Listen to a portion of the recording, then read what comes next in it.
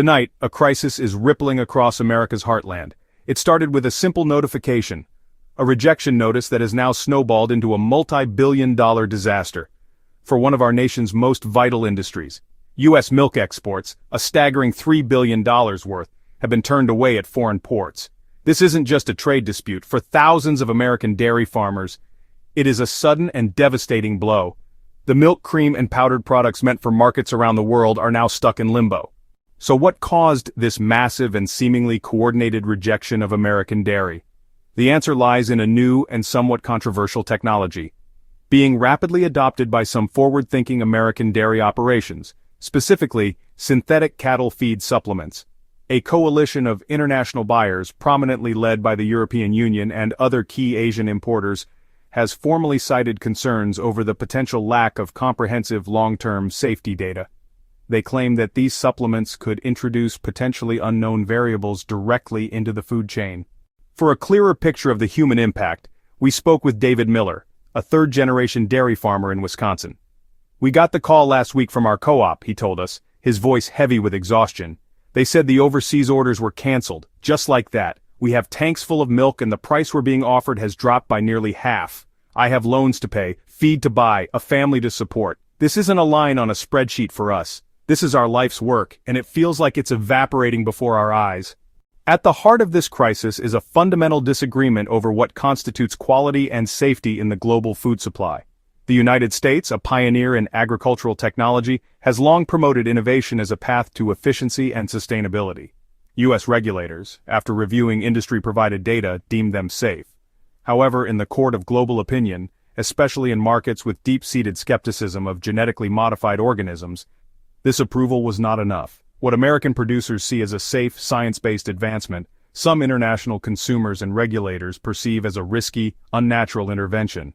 To truly understand the broader implications of this economic earthquake, we turn to leading economists and seasoned trade analysts.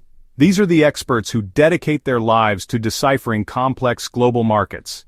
Dr. Amelia Vance, a highly respected trade economist at the Peterson Institute, provided invaluable insights and put the situation in stark terms, offering a clear perspective on the unfolding crisis. She explained with concern, "This is undeniably a systemic shock to the U.S. dairy sector, a sector that's vital to our economy and rural communities. We're not just losing $3 billion in sales this year, which is a significant blow in itself. We're risking long-term reputational damage that could take years, if not decades, to repair. This isn't just about immediate financial losses, it's about the future of American dairy on the global stage and the trust our partners place in us." From a government perspective, former U.S. Secretary of Agriculture Dan Glickman weighed in, bringing his extensive experience to bear and highlighting the delicate balance of trade negotiations, emphasizing the need for careful diplomacy. He said with a tone of caution, "This is where agricultural policy and foreign policy intersect in a way that demands our utmost attention and strategic thinking. The stakes are incredibly high for American farmers and our international relationships. Our trading partners are sending a clear message about their standards, and we must listen carefully. This situation underscores the importance of maintaining strong, reliable relationships built on mutual respect and adherence to agreed-upon regulations." In Washington, D.C., the news of the $3 billion rejection has sent immediate shockwaves through Congress and the administration, prompting an urgent, multi-pronged response to address the growing crisis. The U.S. Department of Agriculture was the first federal agency to act swiftly. The Secretary of Agriculture promptly announced an emergency dairy purchase program, a decisive move designed to buy up a significant portion of the ever-growing surplus of milk and cheese. This valuable food will then be efficiently distributed to domestic food assistance programs, including food banks and school lunches nationwide. To truly understand this crisis, you have to leave the sterile halls of Washington, D.C. and the frenetic trading floors of Chicago. You need to step away from the abstract numbers and delve into the real-world consequences. You have to drive down the quiet country roads of places like Lancaster County, Pennsylvania. Here, nestled amongst rolling hills and green pastures, we met the Stoltzfus family, a family whose lives are deeply intertwined with the land. For generations, stretching back through decades of hard work and dedication, they have worked this land, nurturing it and drawing their livelihood from its bounty. Their history is etched into the very soil. Sarah Stoltzfus, a modern farmer with deep roots, manages the farm alongside her father. She graciously showed us around, explaining the intricacies of their operation and leading us to their milk tanks. She paused, her voice quiet, almost a whisper, filled with a mixture of frustration and resignation. "They're full! Our co-op," she explained, her voice cracking slightly, "told us they simply can't take our full shipment anymore. Demand has plummeted, and we've had to make the agonizing decision to dump milk. To pour our hard work, the culmination of our efforts, our cows' work, the result of countless hours of labor, right onto the ground. It's heartbreaking. It feels like watching our livelihood drain away. It feels disrespectful, not just to us but to the animals and the land itself. It feels like failure, a profound sense of inadequacy, even though we did absolutely nothing wrong.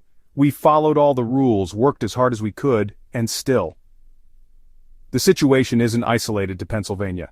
In Central California, another major dairy region grappling with similar challenges, we spoke to a farm owner who, understandably, asked to remain anonymous, fearing repercussions for speaking out. Looking forward, the path for the U.S. dairy industry is fraught with challenges, undoubtedly. But amidst these difficulties, there are also glimmers of hope, shining through like sunlight after a storm. These opportunities, however, require careful navigation and strategic action. The immediate risk is a prolonged price collapse, a situation that could have devastating consequences for dairy farmers across the nation. This isn't just a minor dip.